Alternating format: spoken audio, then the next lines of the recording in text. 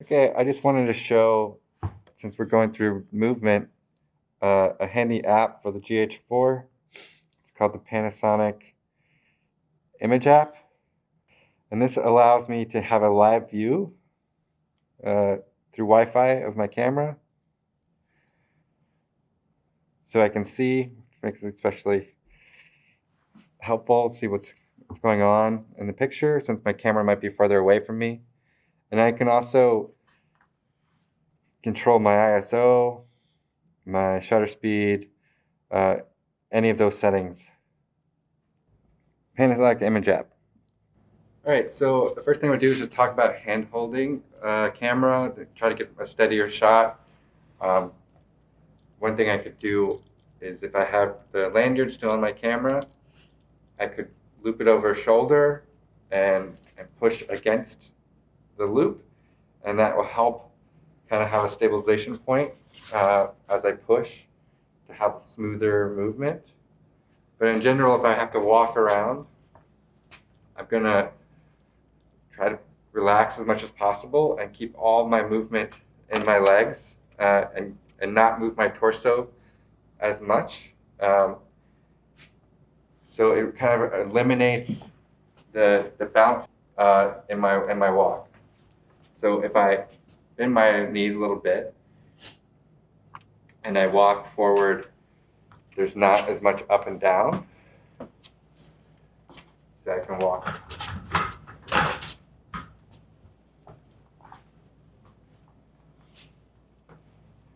And when I turn, I'm turned with my hips instead of this way. Turn my whole body.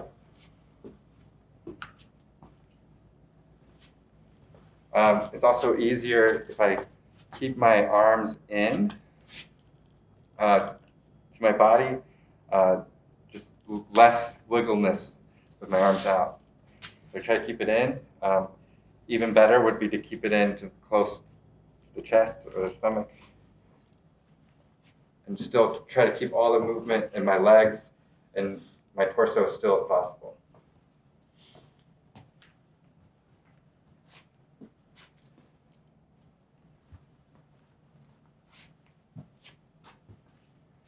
If my stance is wider, the smoother it'll be.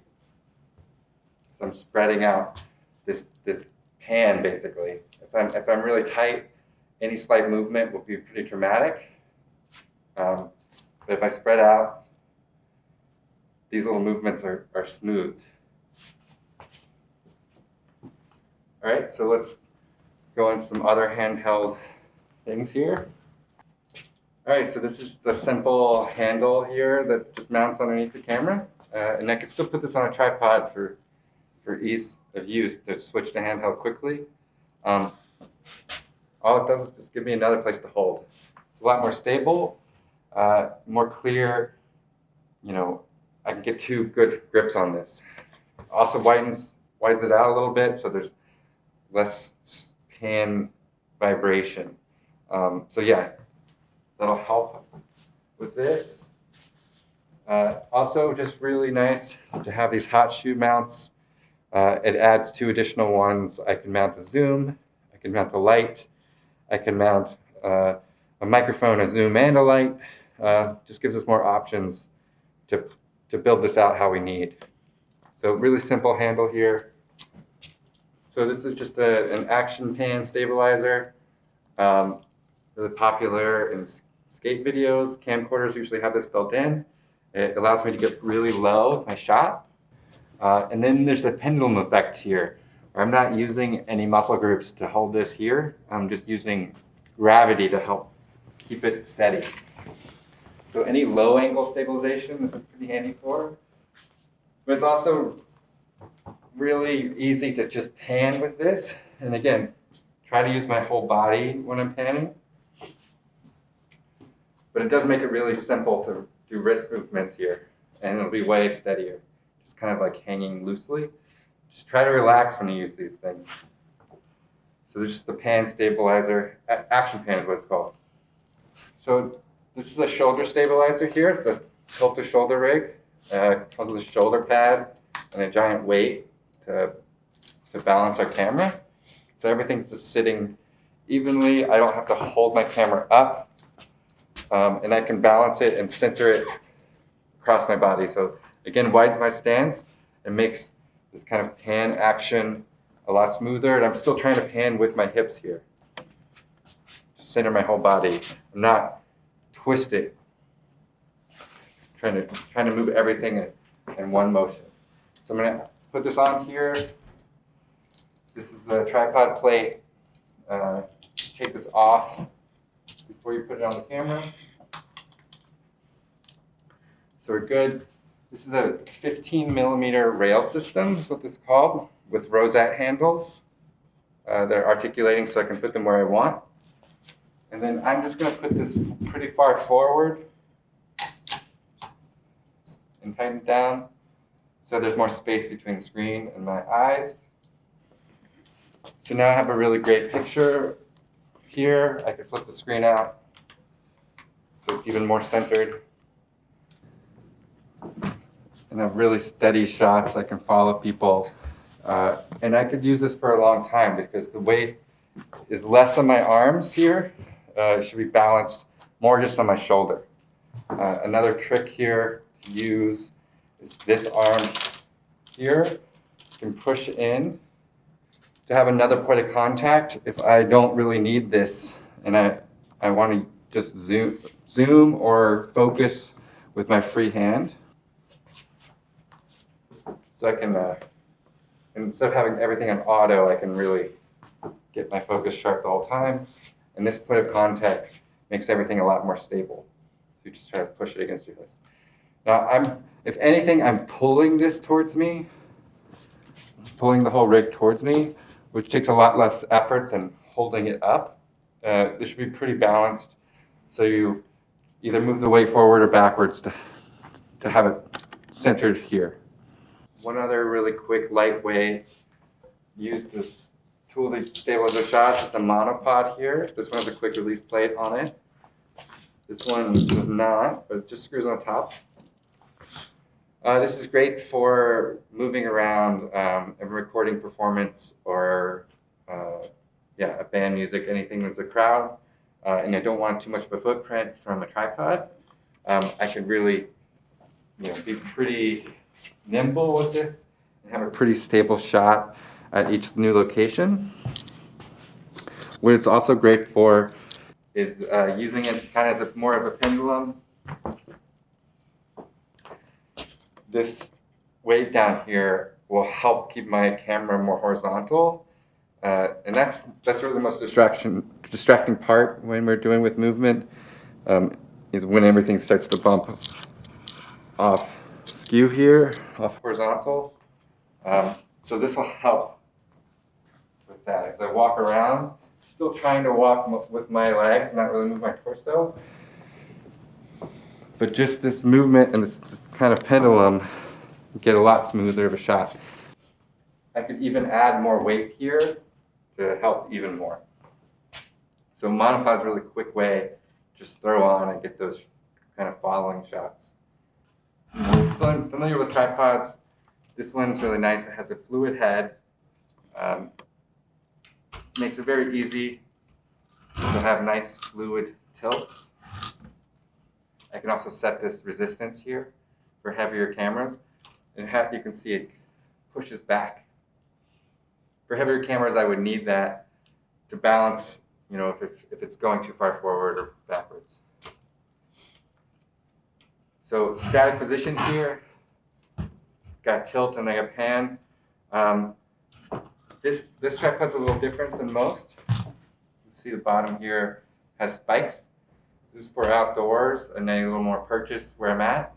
You can really grab into the dirt, the soil, or whatever. Also notice that there's no kind of bars connecting these together. This can go all the way to the ground. Now this isn't the most stable, so we need to secure it. But for low angles, this is great, and it's still on the same tripod.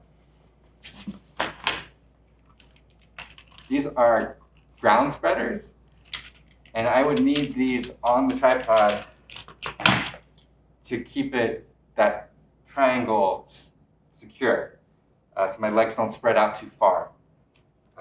Most tripods would have either ground spreaders here, or over here on the crane, there's sandbags on our mid-level spreaders. That's what it's called. Most tripods will have either ground or mid-level. The other great thing about this tripod is I can use these little hook with this ball here and put it on a dolly.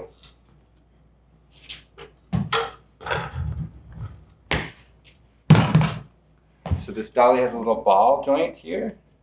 You can line that up, each leg.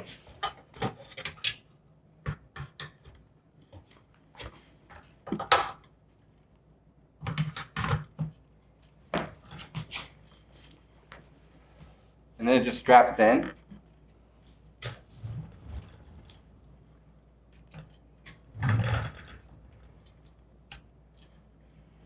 So now it's secure. So it was really quick to throw on a tripod dolly. And now, I have tilt and pan, but I can also rotate. And I have a lot more movement. I can have trucking shots, just side to side. And then dolly in and out really quickly. These wheels will pick up vibration from floors like this that are sort of uneven, but it's not so bad. I can easily add a warp stabilizer in post to help knock that down. On Premiere, it's very easy.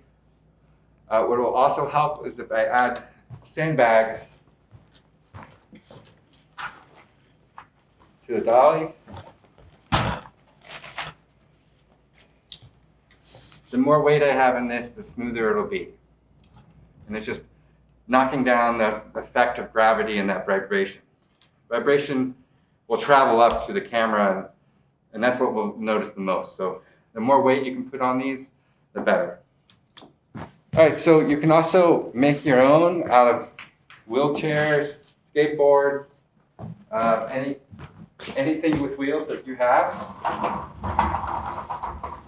shopping carts. This is a maker clamp. You could put in 1/4 inch or 3/8 screws so you can attach your camera straight to it and clamp this wherever you need it to go. Up high, like on a grid, or directly under something like this. So this is pretty secure. On this side is a place for a baby pin. This is called a baby pin. All our light stands and fixtures in here have baby pin receptors, so that just makes it really quick to clamp. Makes it pretty universal.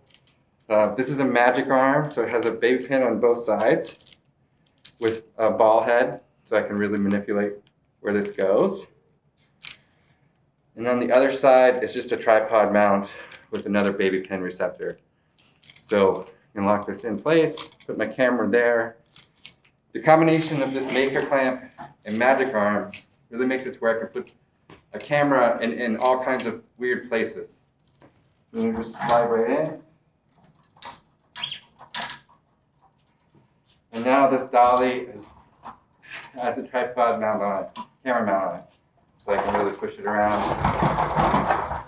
I can dance with it, do some fun things. And I'm just going to put some sand on there to make it a little bit more smooth. Push. So maker clamp and magic arm. The maker clamp would be great. Also, if I'm going to be in a vehicle, I could clamp this onto the headrest, the passenger side, and have a nice shot of my driver, or out the window of the front. Maybe I want a shot of both driver and a passenger. I could squirrel this up on the dashboard somewhere and have a more stable place for my camera. If I don't have room for any kind of clamps, there's nothing to clamp onto, nothing solid, just a sandbag will do a lot. So instead of like stacking books in little wedges that are going to slip around and not stay in the same place, sandbags allow me to kind of nestle my camera where I want it to be, and it'll stay put. Whatever angle I have, I can manipulate the sand to stay there. So a sandbag on the dashboard, in the back seat, on a bookshelf. I can aim my camera wherever I want. Okay, so this is a slider, obviously locked to one axis here. But I also have it on a tripod head, so I can still pan and tilt on this axis here.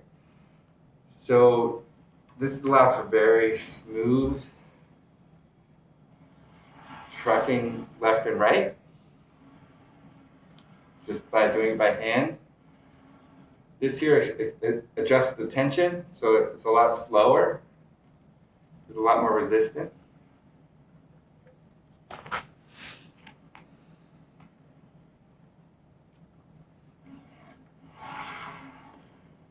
And it also includes a ruler, so I can see how far I'm going, so I can like have precise marked out measurements for my shot. Helpful when I'm rehearsing camera moves. And not only left and right, but I can dolly in and out too, just by adjusting which way the camera's pointing. So I can dolly in and out. On this side, I can crank the movement by hand, so I'm not touching the camera, if that's better. So this is a cinema slider. Let's show one more. Let's go. All right, so this is a mechanical slider. It has a little motor on it, and I can have really smooth trucks left and right here.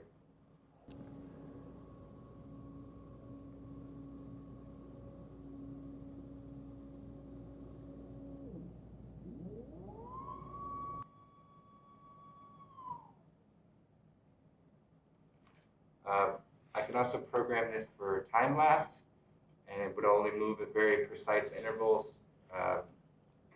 For outdoor time lapse, to have subtle camera moves, it's really nice. So yeah, the motorized slider.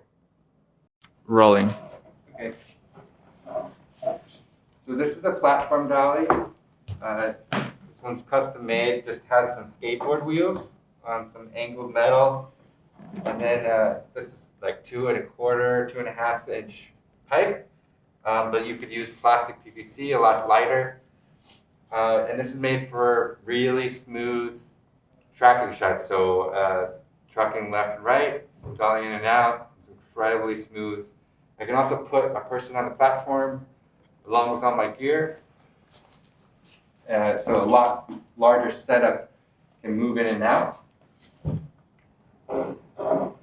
And I would have to rehearse this, but I can just push in and out. And then whoever's sitting here could follow the focus. Really nice, smooth movement.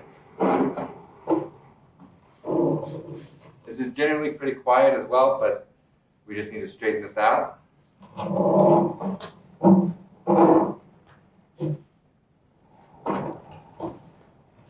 One thing that's really fun to do with this is up the frame speed on the camera. So I will change this to 96 frames per second.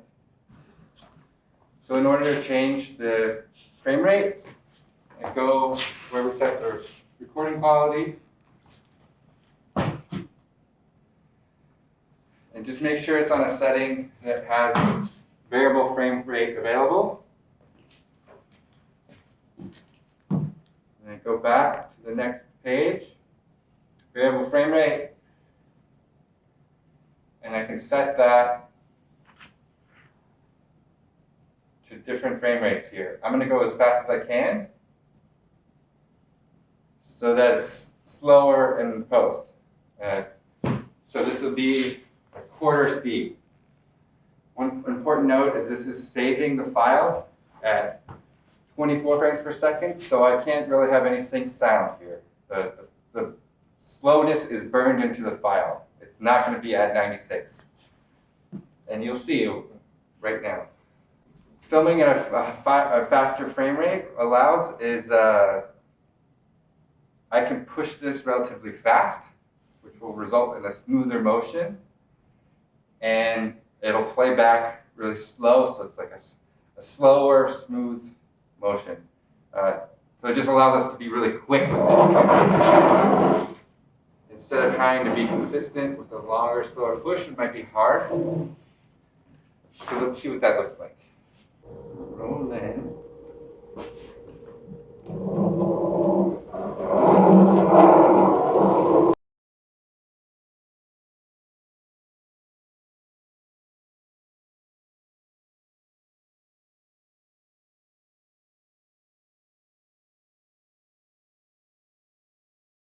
This is a crane. It packs up pretty small. It folds in half here. But you do need a pretty stout tripod with a lot of weight to balance this all out.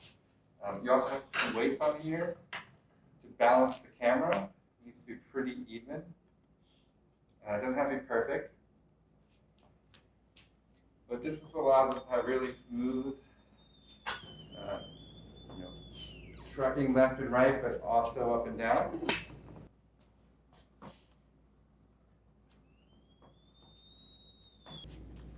All right, so yeah, I can pan here, go left and right, up and down. Notice my camera is staying the same relative to the ground.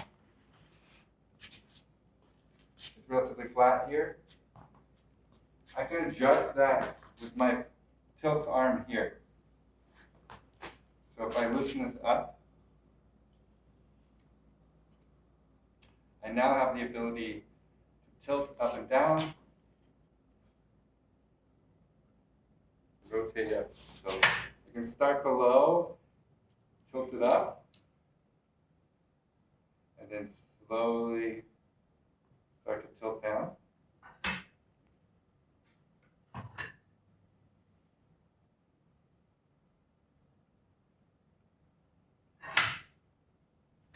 All right, this is a motorized gimbal. Helps stabilize all of our shots, just takes that shaky hand out of the situation. And all pans and tilts and rotations happen with motors, so they're really smooth and gradual. They're always at the same rate. So in order to use this, we have to balance the camera. There's an app to help with this, and it also helps set up the speeds and calibration. So it's really important to download that. It's the DJI Assistant app. But in general, the first step is to do this tilt axis here in the camera. So forward and backwards. You'll have to reset this every time you change your lens. So generally, you would have a pretty wide lens and a pretty forgiving depth of field, but you can experiment. So you set that, you forward and backwards on the tilt, and then the pan axis here, or the roll axis here, left and right. This seems pretty good. Slightly to the right, and then the whole rig on the pan axis is this guy here. You tilt it up and you see whether it's front heavy or not, and it actually stays there. So that's a good sign. If it's swung backwards like this, we know that the whole gimbal is not in balance. So this is pretty close. So we're going to try this out. Turn it on just with this battery here. So again, with the other handheld things, we still want to relax our body and do most of our movement with our legs. And this widens it out, so our pans will be smoother anyway. But notice it's slowly following where I point. And it's locked to the horizon, or it can be locked to the horizon. It's not right now. It's pointing wherever I go. So it's in a different mode. But you can lock off the y-axis, the x-axis, and the roll axis. So right now it doesn't follow my roll.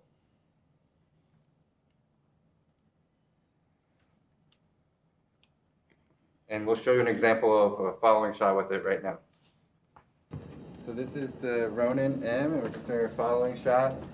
You can see how it's very smooth. Anytime he points the camera at me, it takes a minute to adjust. Just do a little bit of this.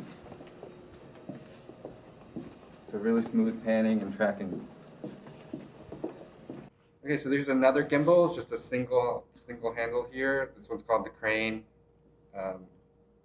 but follows where I point it. It's not rolling. You notice it's staying to the horizon. So very similar to the Ronin, just not as wide of a stance here.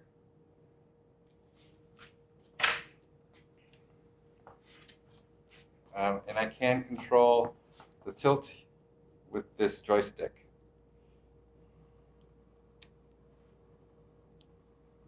And then I can also pan left and right here.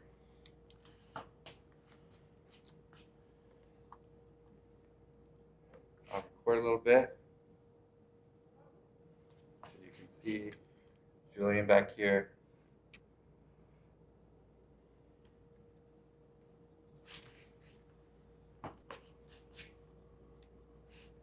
And there's an app as well for this to adjust the speed of my pan. So when I turn, how fast it gets to where I'm pointing, and how fast it will stick to this horizon to go up and down.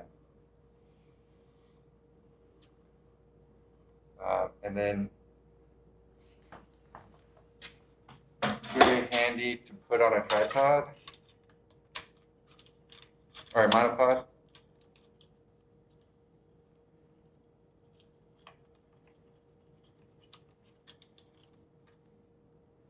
To take the weight off my arms so I can rest a little bit.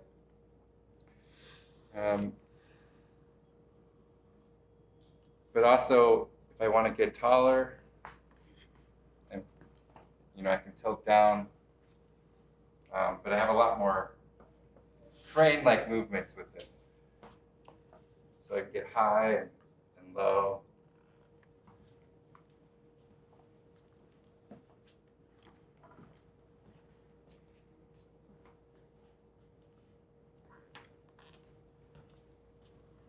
And that's the crane.